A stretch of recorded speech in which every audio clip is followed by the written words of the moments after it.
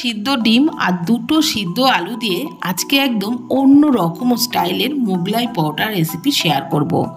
সকাল কিংবা সন্ধ্যের টিফিনে আপনারা খুব সহজেই এই মোগলাই পরোটা বানিয়ে নিতে পারেন।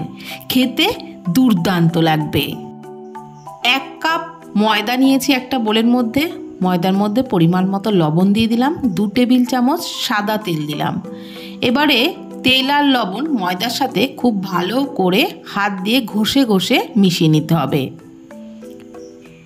আর ভালোভাবে মিশিয়ে নেওয়া হয়ে গেলে হাত দিয়ে মুঠো করে দেখে নিতে হবে। যদি মুঠো মতো হয়ে যায় তাহলেই বুঝবেন ময়ানটা একদম পারফেক্ট আছে। আর যদি মুঠো মতো না হয় তাহলে কিন্তু আরও একটু তেল দিয়ে তারপর মেখে নিতে হবে। আর ভালোভাবে ময়ানটা দেওয়া হয়ে গেলে অল্প অল্প জল দিয়ে একটা ডো মেখে নিতে হবে। ডোটা যেন খুব শক্তও না হয় খুব নরমও না হয়, সেরকমভাবেই ডোটা মেখে নেব। ঠিক এরকমভাবেই মেখে নিয়েছি, খুব নরমও না খুব শক্তও না, এইভাবেই ডোটাকে মেখে নিয়েছি। এখন এটা ঢাকা দিয়ে 10-15 মিনিট রেখে দেব। আপনাদের হাতে সময় থাকলে তাহলে 20-30 মিনিটও ঢাকা দিয়ে রাখতে পারেন, তাহলে কিন্তু পরোটাগুলো আরও ভালো হবে। এখন পরোটার পুরটা রেডি করে নেব। তার জন্য 2টো সিদ্ধ আলু গ্রেটারে গ্রেট করে নিচ্ছি। 2টো মিডিয়াম সাইজের সিদ্ধ আলুই নিয়েছি এখানে। ছোট গ্রেটারে গ্রেট করে নিলাম আলু দুটোকে। আর তারপর একটা ডিম সিদ্ধ গ্রেট করে নেব। আপনারা চাইলে হাত দিয়েও মেখে নিতে পারেন, তবে হাত দিয়ে মাখলে একটু দলা দলা থেকে যায়, তো সেই কারণে গ্রেটারে গ্রেট করলে কিন্তু একদমই দলা থাকে না। ডিম সিদ্ধ আলু সবই গ্রেট করে নেওয়া হয়ে গেছে। এখন এর মধ্যে দিয়ে দিলাম পরিমাণ মতো লবণ, ছোট সাইজের একটা পেঁয়াজ কুচি, দিয়ে দিচ্ছি 2টো কাঁচা লঙ্কা কুচি। আপনারা যেমন ঝাল খান সেই বুঝেই লঙ্কাটা দেবেন। অল্প পরিমাণে দিলাম ধনেপাতা কুচি, 1/2 চামচেরও কম দিলাম চিলি ফ্লেক্স, আর 1/2 চামচেরও কম দিয়েছি গরম মশলার গুঁড়ো। সমস্ত কিছু খুব ভালো করে আলু আর ডিমের সাথে মিশিয়ে নিচ্ছি। এখানে আমি যতটা পরিমাণে পুর তৈরি করছি তাতে কিন্তু 3টে মোগলাই পরোটা ভালোভাবে হয়ে যাবে। আর ময়দার ডোটাও আমি ঠিক সেইভাবেই নিয়েছি যাতে 3টে পরোটা হয়।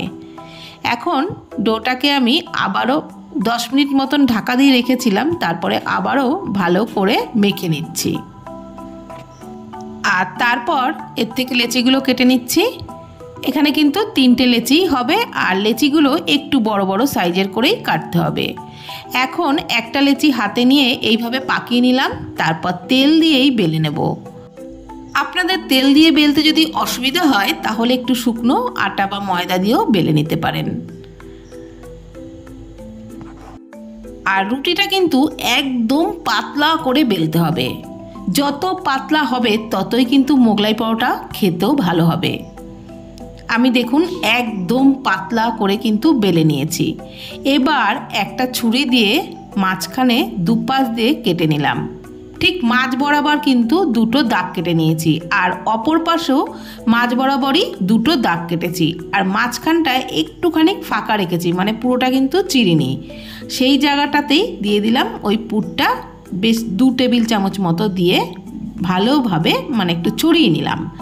তারপর রুটিটার 2টো প্রান্ত নিয়ে এইভাবে আটকে দিলাম, আর দুপাশ থেকেও নিয়ে ঠিক এইভাবে মুড়ে নিলাম। তারপর উল্টে আবারও 2টো পাশই কিন্তু ঠিক এরকম ডিজাইন করেই মুড়ে নিতে হবে। এই মোগলাই পরোটার ডিজাইনটা কিন্তু একটু অন্যরকম হলো, তো খেতেও একদমই আলাদা হবে যেহেতু এর পুরটাও আলাদা।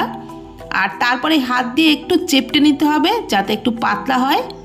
তারপরে আর কি, কড়াইয়ে সাদা তেলে উল্টে পাল্টে একটু টাইম নিয়েই কিন্তু ভাজবেন, তাহলে ভেতর থেকেও ভালো ভাজা হবে আর উপরটাও দারুণ ক্রিস্পি হবে।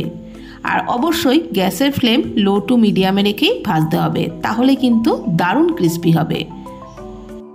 তাহলে বন্ধুরা, হঠাৎ মোগলাই পরোটা খেতে ইচ্ছে করলে আপনারা কিন্তু খুব সহজভাবে কোনো ঝুট ঝামেলা ছাড়া এইভাবেই কিন্তু মোগলাই পরোটা বানিয়ে নিতে পারেন। মাত্র একটা ডিম দিয়েই 3টে মোগলাই পরোটা বানানো যাবে যদি না এইভাবে বানান, আর খেতেও অসাধারণ লাগবে। এখানে আমি দুটো দেখালেও আমি কিন্তু এখানে 3টে মোগলাই পরোটাই এই একটা ডিম সিদ্ধ আর 2টো সিদ্ধ আলু দিয়ে বানিয়েছি। তাহলে বন্ধুরা ভিডিওটি কেমন লাগলো প্লিজ কমেন্টের মাধ্যমে জানাবেন। ফেসবুক থেকে দেখে থাকলে পেজটি ফলো করে নেওয়ার অনুরোধ রইল। ইউটিউব থেকে দেখলে চ্যানেলটি প্লিজ সাবস্ক্রাইব করে দেবেন। ভালো থাকবেন, সুস্থ থাকবেন, ধন্যবাদ।